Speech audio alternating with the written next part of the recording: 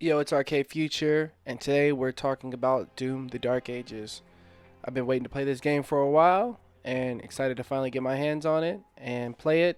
And I play this game generally on the hardest difficulty on Nightmare, and I crank up all the difficulty settings up really, really high. Game speed on like 130%, max aggression, max enemy projectile speed, no aim assist.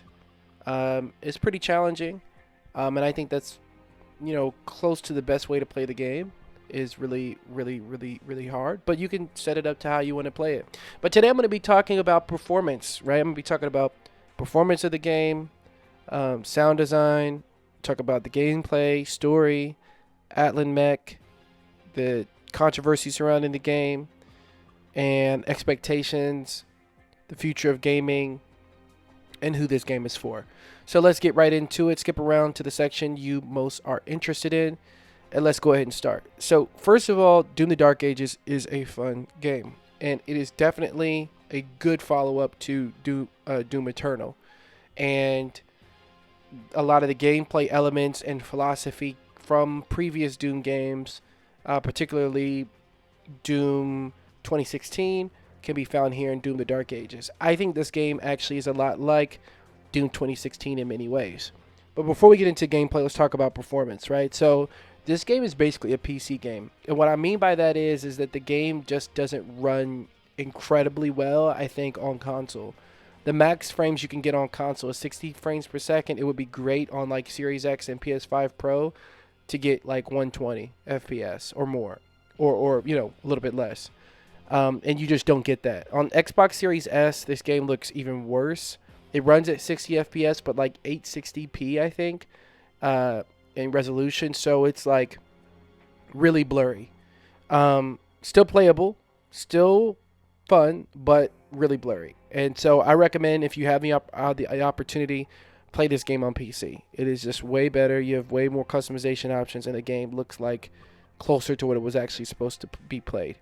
It looks like it feels like the game was made like on it was made for PC, and then they just tried to like crush it down so that it could be like it could fit into a console, and it just shows. But the game is good regardless. If you play it on console, that's better than not playing it at all.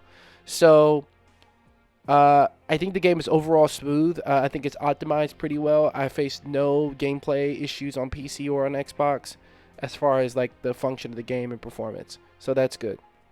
Second thing is sound. I think Doom: The Dark Ages is a masterclass in sound design.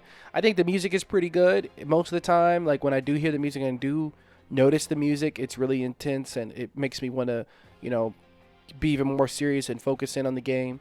But the sound, like the sound of the deflecting with the shield, the sound of throwing the shield, the sound of the gunshots, the sound of this game is what really brings you in and really brings you into the world.